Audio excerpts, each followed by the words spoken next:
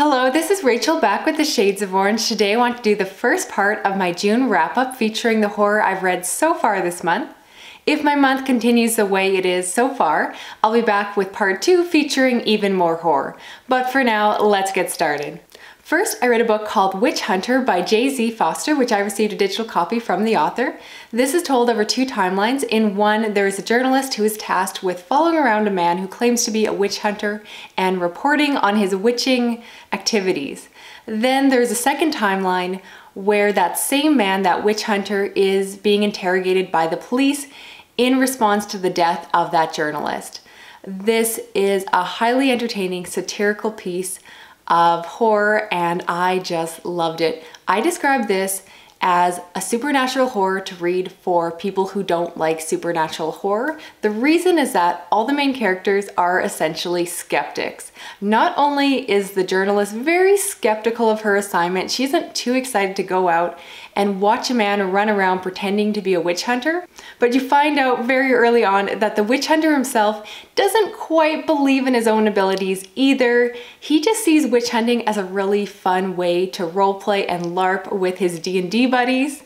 And of course, this is a horror story, so things are not as simple as they seem, and there is some potential supernatural abilities. So I highly recommend this one to anyone else who enjoys satirical, entertaining styles of horror. This one I just thought was really brilliant. There was definitely some laugh out loud moments. And at the same time, it's got some really great witch activity, which is something I don't see a lot in horror. You definitely find more witch stories in urban fantasy. So I've been on the lookout for a good witch story, and this one definitely fit the bill. And next I read a book called Demon King by Erik Henry Vick, which I requested from the author. This is told back in the 1970s when a young boy named Tommy goes and follows up on a classified ad about a bike and then goes missing. His parents, you find, are quite delinquent, quite abusive. His mother and stepfather really don't care what happened to him. However, his childhood friends want to find out what happened and begin to investigate and go out to fight against the supernatural evil that may live in this town. This book is also told in the present day, where you get to find out what happened to Tommy.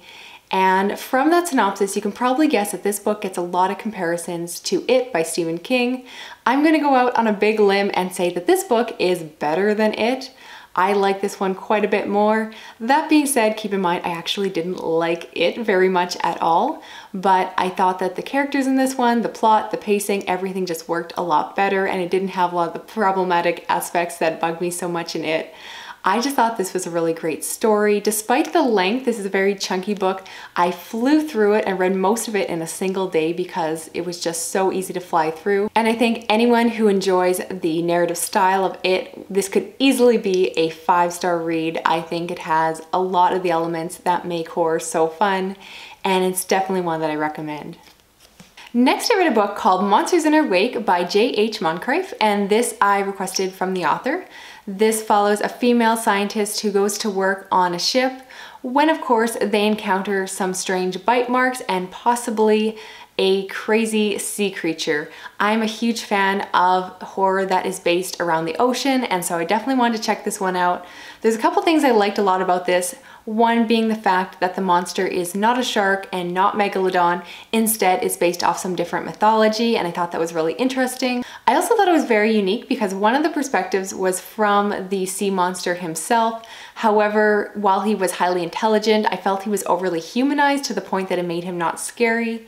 He described his partner as his wife, and it just didn't really feel like a sea monster anymore. So while not scary, I think this is a really fresh take on the very classic horror in the sea, and so it was a really interesting one to check out. Next, I read a book called Entertaining Demons by Daniel I. Russell, and this I requested from Apex Books.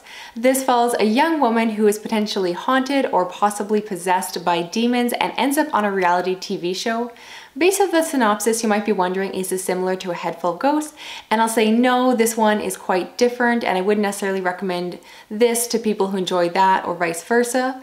This one is very much grounded in the supernatural. You know from very early on that in this world, the monsters are real, and there's very little question whether or not the girl is simply just crazy. I think it would have worked a little bit better if there was a bit more question of that, but I did like parts of this story, particularly how dark it got. I do like a story that will go there, and there definitely were some really creepy, dark scenes towards the end of the book. However, for the most part, I just didn't really connect with the characters and just found it to be a little bit of a weaker story, unfortunately. So it just didn't quite live up to my expectations. The premise sounded amazing and the execution in my mind was just all right.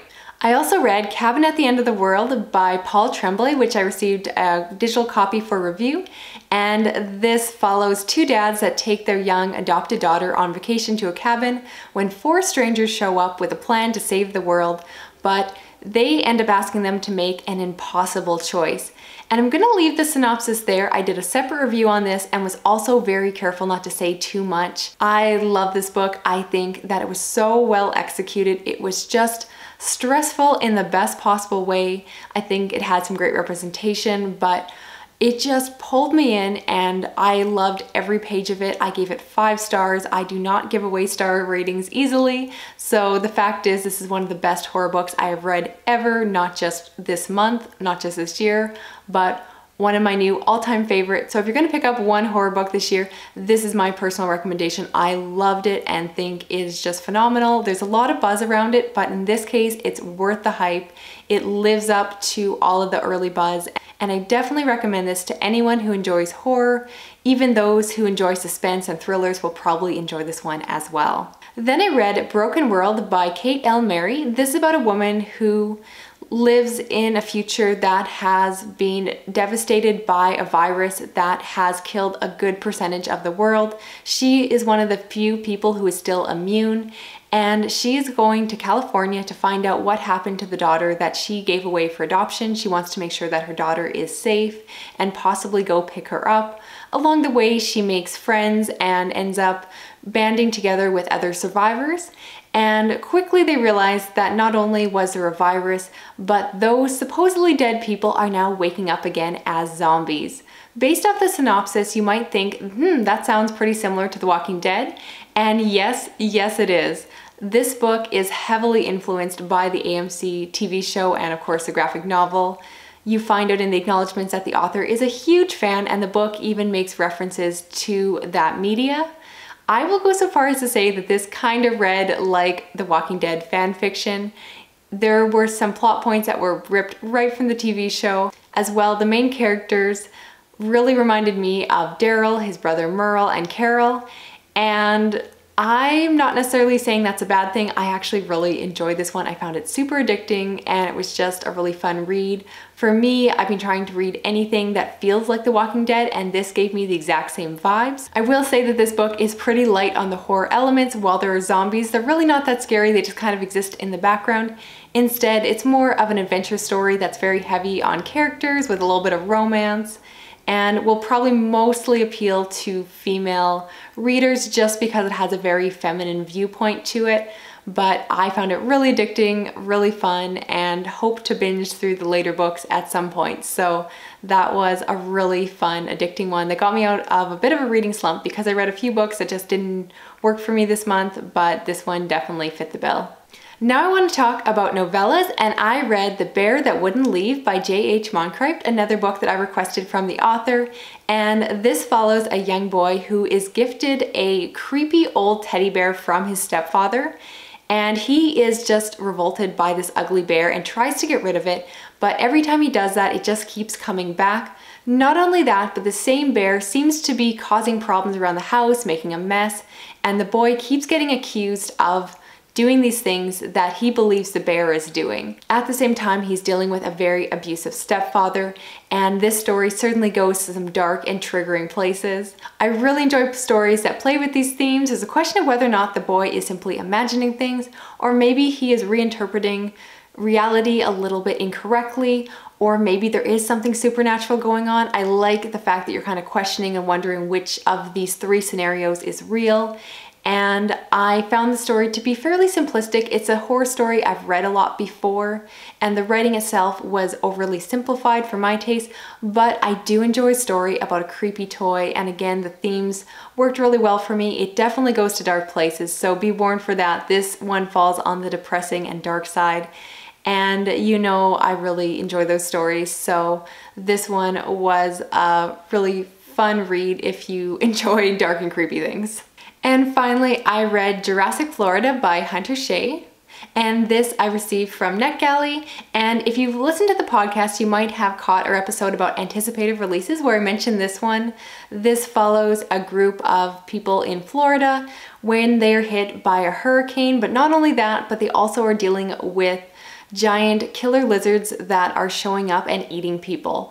I thought the synopsis just sounded really fun. I have a really sweet spot for creature features. I don't necessarily expect them to be highbrow fancy literature, but as long as they're fun, I enjoy them. Unfortunately, this one really missed the mark for me. I thought that the characters and plot just lacked development, and I found this one forgettable at best. So unfortunately, it ended up being one of my bigger disappointments of the month. From reading other reviews, it sounds like this is not necessarily indicative of the author's best work. So while this one didn't work for me, I'd definitely be interested in checking out some of his other books and seeing if I connect with his other stories. But unfortunately, this one just was a miss. So that's it for this video. I'd love to know which of the books I mentioned you're planning on picking up, or if you've already read them, let me know that as well. I'm going to be back again with another review video, hopefully featuring even more horror. Thank you so much for watching. I'll talk to you again soon. Okay, bye-bye.